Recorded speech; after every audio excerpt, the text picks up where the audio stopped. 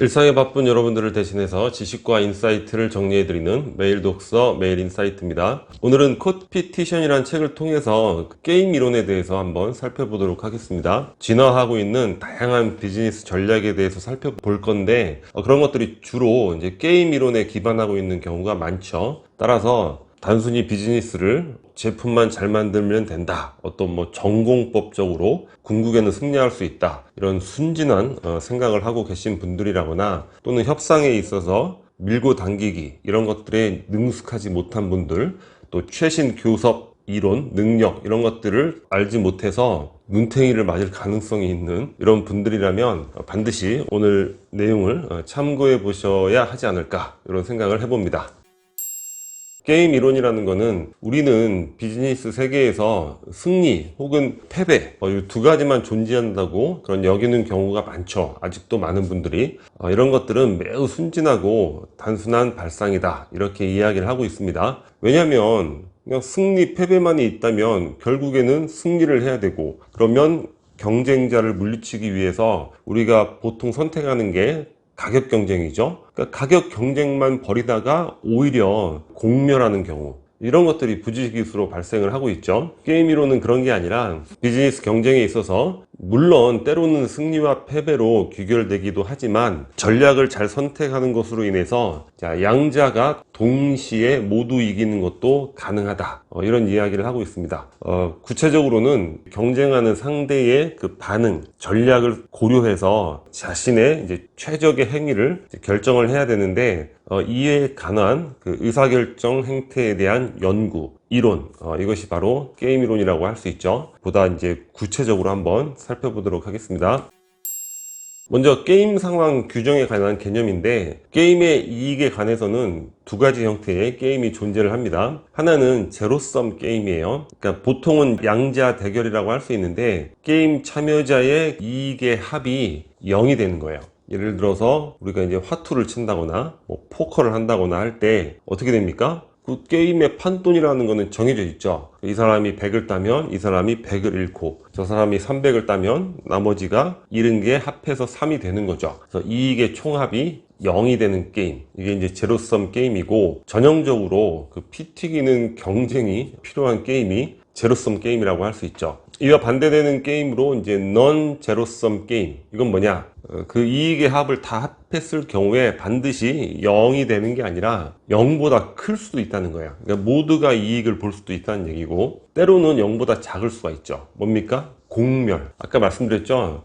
경쟁자를 물리치기 위해서 가격 경쟁만 하는 거예요. 이럴 경우에는 이익의 합이 0보다 작죠. 공멸을 하게 되는 거예요. 이런 넌 제로섬 게임은 공동의 이익을 만들기 위해서 게임에 참여하고 있는 참여자들의 어떤 협력을 유도할 수 있겠죠. 우리가 참여하고 있는 게임이 넌 제로섬 게임이야, 우리가 이렇게 피 튀기게 싸울 일이 아니야, 이렇게 이해하고 설득시킬 수가 있겠죠. 예를 들면 보통 2개 업체, 3개 업체가 시장을 분할하고 있는 과점 시장, 물론 담합이라는 게 좋은 건 아니지만 이러한 것들이 암묵적으로 유지되고 있는 이런 분야도 있을 수 있고, 예를 들어서 이제 노사 분교 같은 경우, 이런 부분들이 이제 넌 제로섬 게임이라는 인식이 있다면 타협을 잘 이루어내는 게 이제 가능하겠죠. 그러니까 여러분들이 어떤 비즈니스에 종사하거나 어떠한 협상을 하거나 어떠한 상황에 처해 있을 때 과연 이것이 제로섬 게임이냐 또는 넌 제로섬 게임이냐, 거기에 대한 규정부터 먼저 하고 시작하는 것이 중요하지 않을까, 그런 생각을 해봅니다.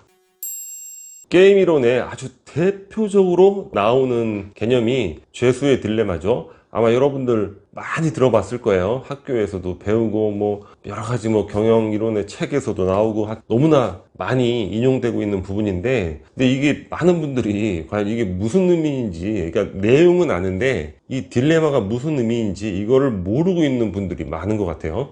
내용은 많이 들어보셨을 텐데, 모두가 자백하면 5년, 둘 다 묵비권하면 1년, 그다음에 한 명 자백하고 한 명이 묵비권이면 어떻게 됩니까? 자백한 사람은 방면, 묵비권은 10년, 이렇게 되는 거예요. 딱 보면 어떻게 돼요? 일단 상대방을 믿지 못한다는 전제를 깔고 있다면 무조건 나는 자백을 하고 넘어가야 됩니다. 왜냐? 묵비권 행사했다가 잘못하면 10년을 산단 말이에요. 이제 그런 행위를, 이건 본인에게 있어서는 합리적인 선택이라고 믿게 되지만 결국 어떻게 되죠? 참여자 모두가 가장 좋은 결과를 얻지는 못하는 거죠. 둘 다 묵비권이면 가장 적은 형을 받을 수 있잖아요. 그러니까 죄수의 딜레마는 뭐냐면 가장 좋은 게 있음에도 불구하고 결국에는 차선을 선택할 수밖에 없는 그런 것이 바로 딜레마다, 이렇게 얘기를 할 수 있죠. 그 이유는 죄수니까 어떻게 됩니까? 서로 정보를 공유하는 게 불가능하죠. 근데 봐봐요, 정보 공유가 불가능한 상황이라 하더라도 나에게 불리할 수 있는 선택을 한다고 가정을 해보는 거예요. 합리적으로 최선을 선택을 했을 경우에는 결국에는 차선밖에 안 되지만, 그래 나는 묵비권 하고 너를 믿는다, 네가 묵비권을 하면 우리가 함께 이익을 보는 거고, 네가 그렇지 않다 하더라도 너라도 잘 살아라. 뭐 예를 들어서 분리할 가능성이 있는 선택을 했을 때 오히려 그 공동의 이익이 더 높아진다는 거죠. 근데 정보 공유가 가능한 상황이라면 어떻게 할까요? 당연히 가장 합리적인 선택을 해나가야 하는 거죠. 그래서 최근에는 죄수의 딜레마를 이용하는 그런 선택들이 많이 이루어지고 있죠. 예를 들면 경쟁 기업 간에 서로 우리의 최선의 선택이 무엇인가를 전략을 공유하는 거죠. 뭐 글로벌 경제 위기라든가 이런 코로나 사태를 맞이했을 때도 경쟁 국가 간에도 서로 공조하는 게 더 이익이라는 거, 이런 부분을 이용해서 국가 간 공조라든가 글로벌 어떤 의사소통 체계, 이런 것들을 만들고 함께 노력하는 거, 이런 모습들이 정보 공유가 가능한 상황에서의 선택이 될 수 있겠죠. 그러니까 죄수의 딜레마라는 거는 사실 알고 보면 응용할 부분이 굉장히 많거든요. 이 개념을 잘 이해하고 있는 것도 중요할 것 같습니다.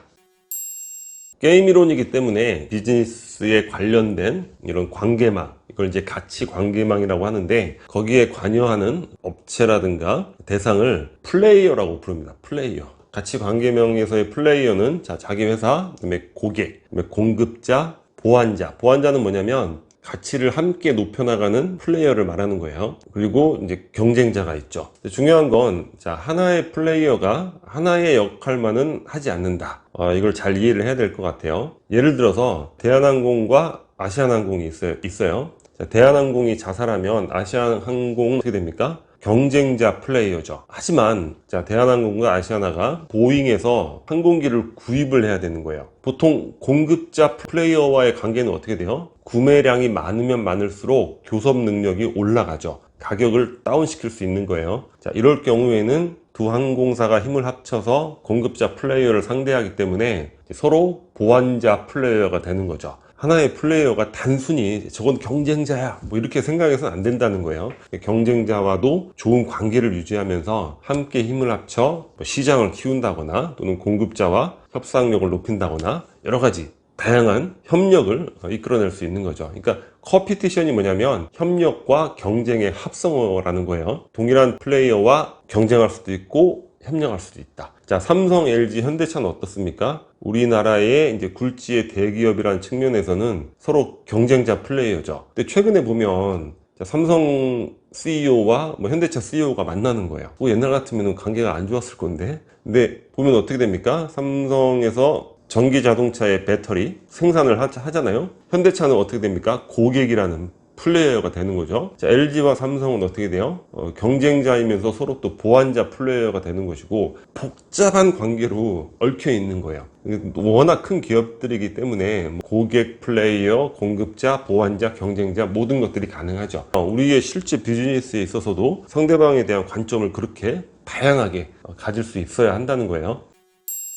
다른 플레이어 관점에서 바라보기. 비즈니스 행위를 하는 데 있어서 항상 내 관점에서만 모든 것을 바라보면 안 된다. 거기에 참여하고 있는 다른 플레이어의 관점에서는 어떻게 생각할 것인가, 이런 부분들도 알아야 한다는 거죠. 예를 들면 몬산토가 아스파탐 특허 회사였단 말이에요. 그러니까 코카콜라나 펩시는 어쩔 수 없이 몬산토에서 아스파탐을 구입을 했죠. 비싼 가격으로. 이제 특허 기간이 끝났어요. 그랬더니 네덜란드에서 HSC라는 회사가 더 저렴한 가격으로 아스파탐을 생산하기 시작합니다. 그랬더니 코카콜라하고 펩시에서 환호를 했죠. 아야, 저렇게 싼 아스파탐을 만드니까 우리도 비용이 줄어들겠네. 그러면 HSC의 아스파탐을 사용하겠네. 이런 게 아주 단순한 생각이라는 거죠. 코카콜라하고 펩시가 환영한 이유는 거기에 있지 않았다는 거예요. 환영한 이유는 두 회사가 몬산토 공급자 플레이어와 협상에 있어서 바로 이 HSC를 들러리 삼는 거죠.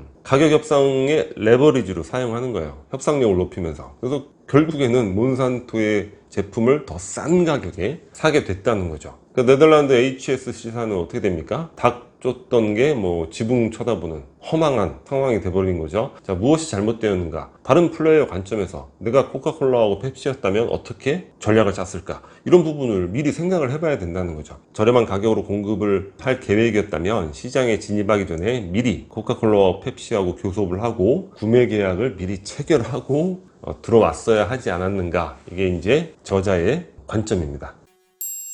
또 경쟁자 플레이어 늘리기 전략이라는 것도 있어요. 아니, 경쟁자를 늘려? 이상한 얘기죠. 예를 들면, 자, 도요타는 그 친환경 자동차, 하이브리드 이런 기술을 매우 많이 갖고 있단 말이에요. 근데 이 특허 기술을 갖고 있는데 이거를 그냥 현대차한테 그냥 오픈을 하는 거예요. 근데 현대차는 도요타 입장에서는 경쟁자잖아요. 경쟁자에게 특허 기술을 무료로 이렇게 오픈한다는 거 굉장히 웃기잖아요.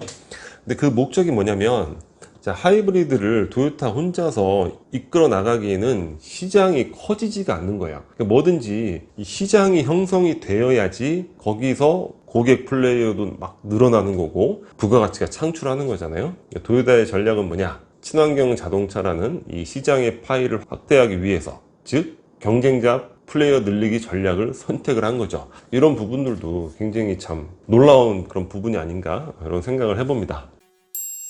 고객의 관점에서 사고하기. 고객이라는 플레이어는 뭐 강조를 하지 않아도 너무나 중요한 플레이어죠. 자, 과거에는 일본이 전 세계 조선 산업을 거의 싹쓸이 했잖아요. 그런데 워낙 다양한 요구 조건이 있는 거예요. 선주들이. 예를 들어서 뭐 아랍권 선주는 자, 예배당을 만들어 주시오. 유럽권 선주들은 또 뭘 만들어 주시오. 뭐 그러니까 일본 조선소 입장에서는 이게 너무 비효율적이다. 그러니까 지금도 그렇지만 당시에는 규격화라는 게 중요한 키워드잖아요. 이 생산에 있어서. 자, 업무 효율을 굉장히 높이는 거고 무엇보다도 생산 비용을 굉장히 절감시킬 수 있죠. 만약에 규격화해서 동일한 비용으로 판매를 하게 되면 일본 조선소의 이익은 훨씬 커지는 거예요. 또는 규격화를 해서 선주들에게 가격을 더 저렴하게 공급해 주겠다. 뭐 이러한 제안도 가능한 거죠. 그래서 시장 지배력을 더 유지하겠다. 근데 문제는 뭐였냐? 거기서 이제 한국 조선 회사들이 나타나기 시작한 거죠. 선주들의 다양한 요구, 다 웰컴, 다 오시오,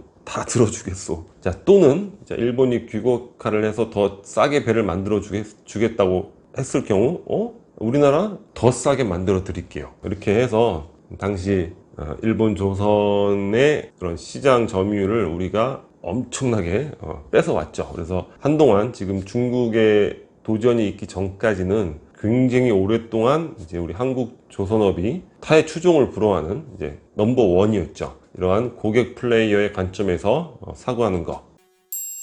마지막으로 정리를 해보겠습니다. 자, 전공법은 결국 옳다. 이런 부분에 대해서 우리가 생각해 볼 필요가 있다는 거예요. 우리는 권선징악 뭐 이런 거 어렸을 때부터 하도 접하다 보니까 그냥 열심히만 하면 뭐 하늘이 뭐 도와주시네 뭐 이런 관념을 많이 갖고 있는데, 근데 지금은 이 전공법만으로 성공을 이루기에는 가치 관계망이 너무도 복잡해져 있다는 거죠. 그런 현실을 우리가 직시를 해야 된다는 거예요. 자, 우리 예전에 콘텐츠의 미래라는 책 봤잖아요. 그게 이제 원제는 콘텐츠 트랩인데 콘텐츠의 덫이죠. 아유, 콘텐츠만 좋으면 돼. 여기서 콘텐츠라는 거는 뭐 이런 문화 콘텐츠만 의미하는 게 아니라 뭐 어떤 제품의 질도 의미를 하는데 콘텐츠만 좋으면 돼. 아주 순진한 발상이라는 거죠. 그 책에서 이야기했던 거는 연결이 더 중요하다는 거예요. 우리 채널에서도 살펴봤죠. 스티브 잡스가 왜 최초의 그 애플 컴퓨터가 대실패를 할 수밖에 없었는가. 콘텐츠는 최고였죠. 당시에 뭐 최고의 컴퓨터였지만 소프트웨어와의 연결에 실패했기 때문에 결국엔 대실패를 했고, 이후에 뭐 스마트폰 이런 걸로 인해 연결망 이런 부분을 중시하면서 다시 재기에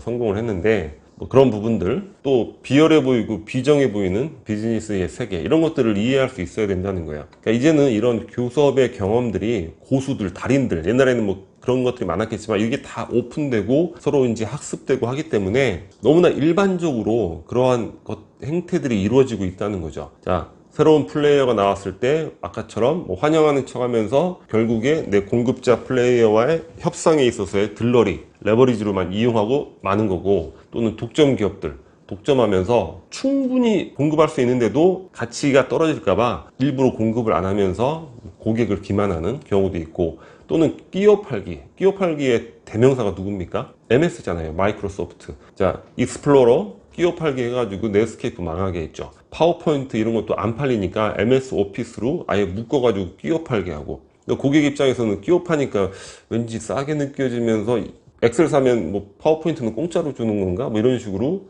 보이게 만드는 거, 이것도 기만하는 거고. 자, 이런 부분들이 과연 우리가 비열하고 비정하다고만 생각하고 말 것이냐. 우리 사마천의 사기에 나오는 내용이죠. 과연 하늘에 돈은 있는가? 이 비즈니스의 세계에서도 여러분들이 그런 의문을 가져봐야 되죠. 내가 열심히 정직하게 하면 과연 그것으로 성공할 수 있을 것인가? 그래서 여러분들이 이런 충분한 내용들을 좀 숙지를 하시면서 여러 가치관계망에서의 다양한 플레이어들의 속셈, 의도, 전략을 미리 파악을 하고 있어야지만 교섭력을 늘릴 수 있고, 그리고 그 관계망 안에서의 나의 그 비즈니스의 성공을 읽을 수 있다. 이런 부분들에 대해서 오늘 강조드리고 싶습니다. 자, 오늘 영상은 여기서 마치도록 하겠습니다. 여기 캐리커처가 구독 버튼이고요. 구독과 좋아요 많이 부탁드리겠습니다. 감사합니다.